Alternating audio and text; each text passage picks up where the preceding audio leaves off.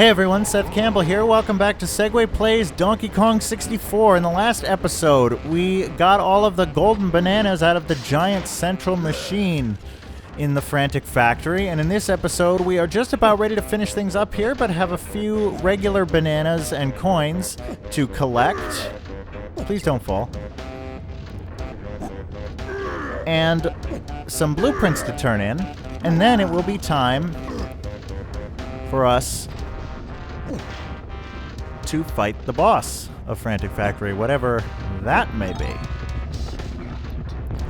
I think I might be short 10 green bananas, though, and I'm not totally sure where those are, so I'll have to do some looking around for that as well.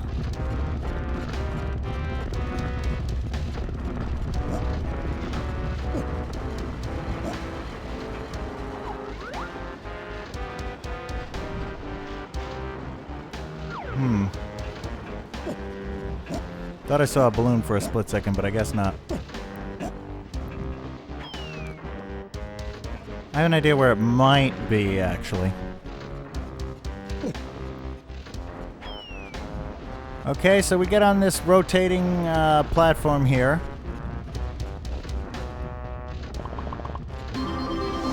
Chunky's banana medal, which means all 5 Kongs have their banana medals.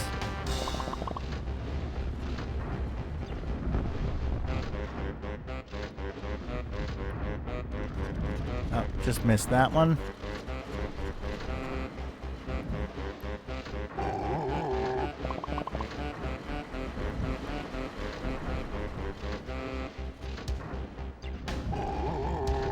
Okay, that's 90. Got an idea where his last... Actually, I'll stick with Chunky for now, and just see if I can find it. I'll meet you when I find the bananas.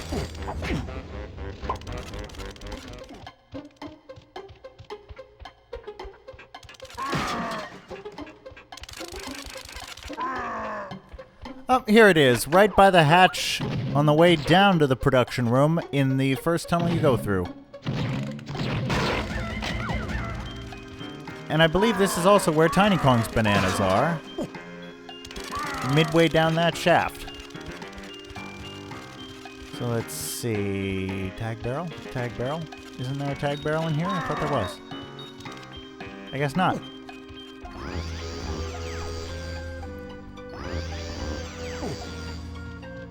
Come to think of it, I guess that's why they make the first switch you have to hit to open that hatch so generic, so that it doesn't matter which Kong you first come into this world with.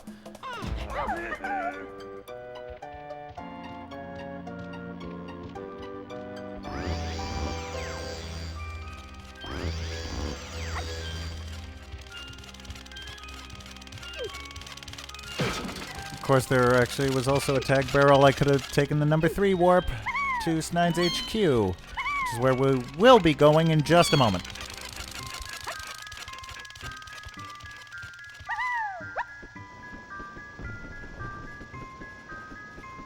Yep, here it is. It's easy to miss this if you always just jump down or if you're looking at the wrong angle.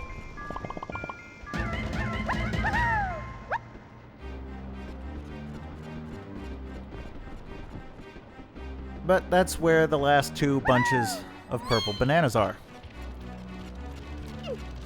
Now, Donkey Kong, Diddy Kong, and Lanky Kong each has a blueprint for Snide. And so right now, we are going to turn them into Snide.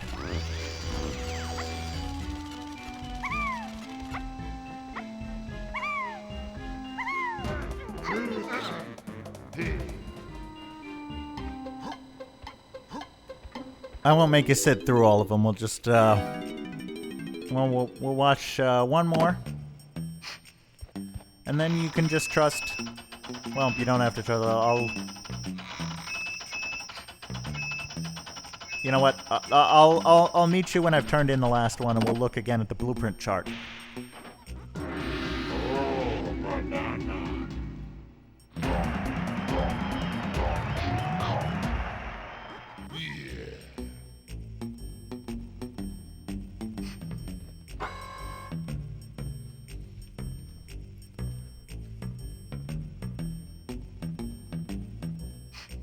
Well, here we are, and we're really starting to get a look at how fearsome this machine of K. Rool's is.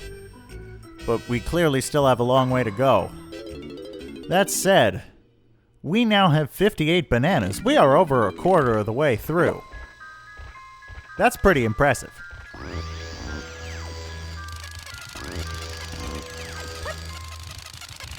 But now, it's time to fight the boss, which means we need to find a Trough and Scoff portal. Fortunately, I remember where one is. Here in the storage room. Make sure we have everything. Yep, we are all set. It is time to fight the boss.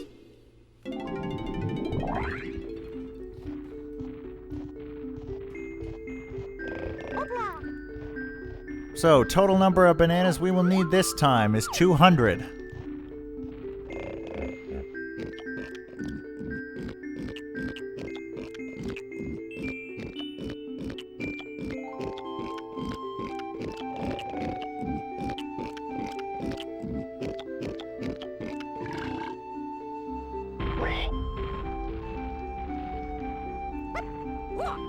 And just to save time, I'm going to tell you that you're going to need Tiny Kong to fight this boss. And lest you blame me completely for spoiling this, I think Wrinkly Kong kind of did as well, because he talked about Tiny Kong needing Cranky's help in a fight. That's my excuse.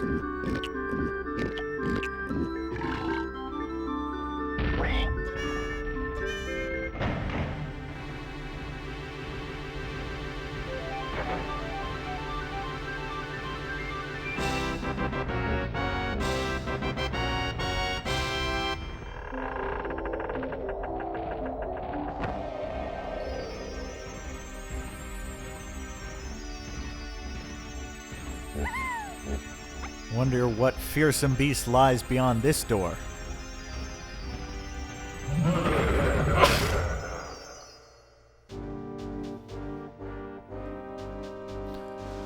Well, this is unusual. We can actually move around right at the start of the boss fight. Wonder what these things are. As we move onto this big board of some kind, one square in particular has a spotlight on it. And if we step on it, all the squares rise up.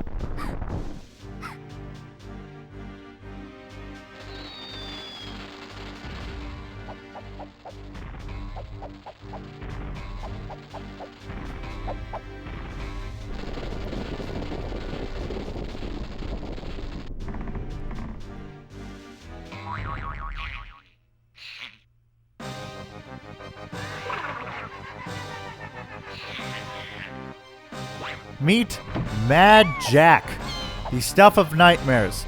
Another theory on why the toy sales have declined for K. Rool's Toy Factory is because of this thing. Either they tried to sell this thing, or they did sell this thing and it came alive and it ate all their customers. Now, this is a difficult boss because there's a lot of platforming involved. Fortunately, you do not take damage if you fall off the platform, and you are immediately brought back up. But you're going to be falling a lot. Now, Jack bounces from square to square. Kind of randomly. You've got time to see where he's going. You move faster than him, but not by much. So your margin for error is small. But there is one. Now, he is on a blue square. What we want to do is go to a white square where a switch appears. Oh, no. I had that backwards. That was stupid. That was really stupid. I don't know why I thought that. Oh, God. That was the dumbest thing I've done on a Let's Play so far. Maybe the Forsaken Fortress. Okay, so it's not the opposite. We do want to hit the switch on the color of the same square that he is on. So now that he's on a white square, we want to hit the right switch. And I guess the way this works is whichever white square has maybe the heaviest object on it gets a shock. So if Tiny Kong is the heaviest and the most detectable presence, Tiny Kong gets shocked.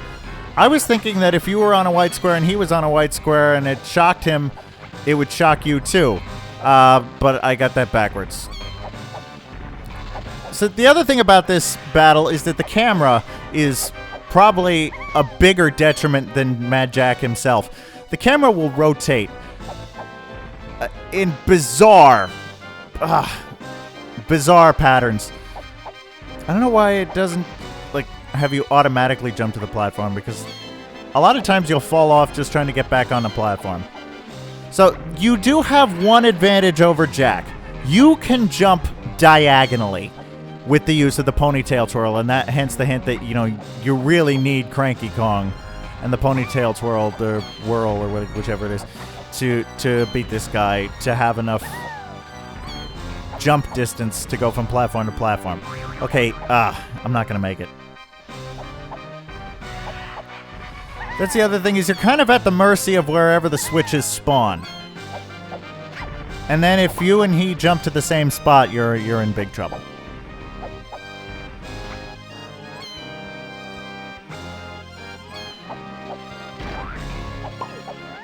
He will jump away, so at least you'll get some reprieve there.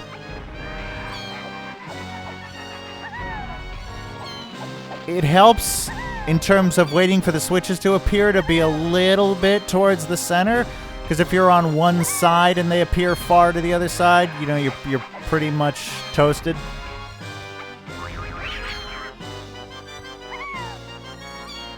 Okay, see, this is the camera angle, but I actually made it. I'm kind of surprised.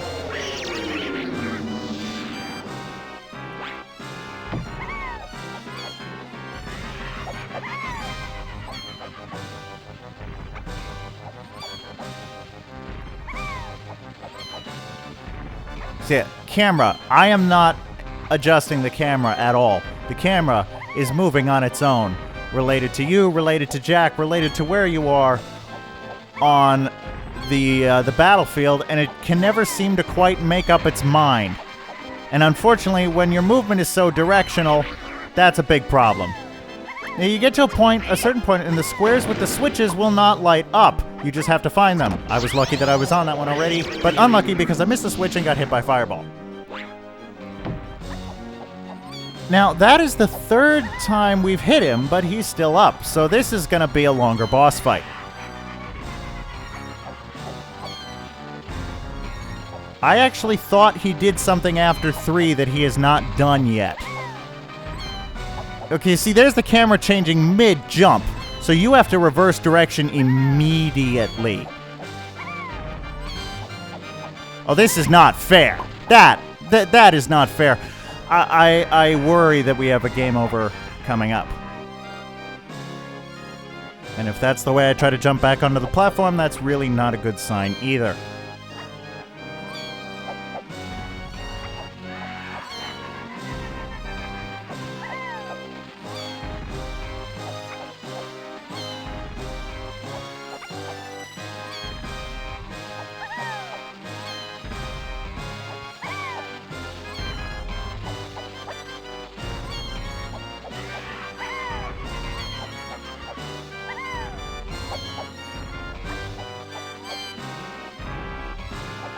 Yeesh, this guy's annoying. He's fast.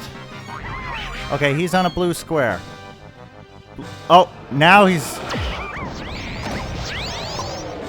He has lasers that can activate the platform that you are on now. Those are dangerous. Now, he turns invisible. So, your only way to tell where he is that sparkling trail he leaves behind him.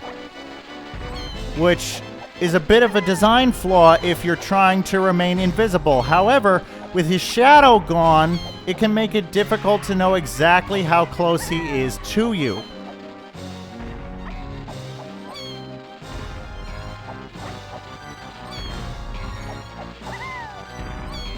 And the spotlights aren't really helping you anymore either. Oh, please land. Come on, come on, come on. Be enough. Tell me this is... Okay.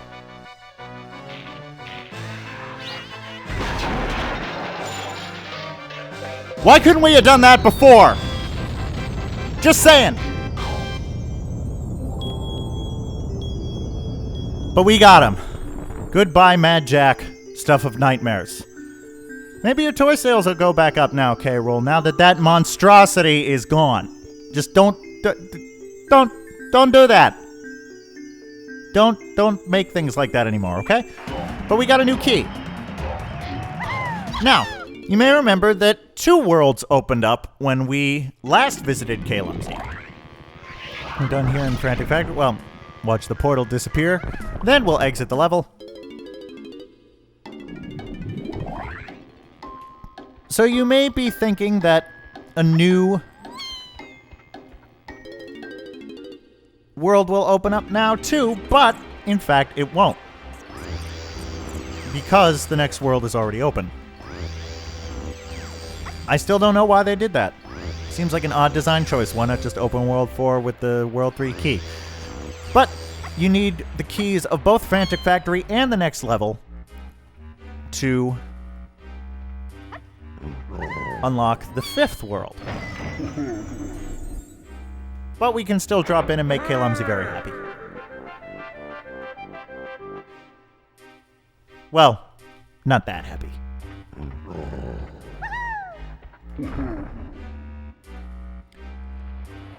So, I hear you asking, what do we do now? Do we go to the next world? Actually, we don't. Because we've got some cleanup duty in the worlds we already visited.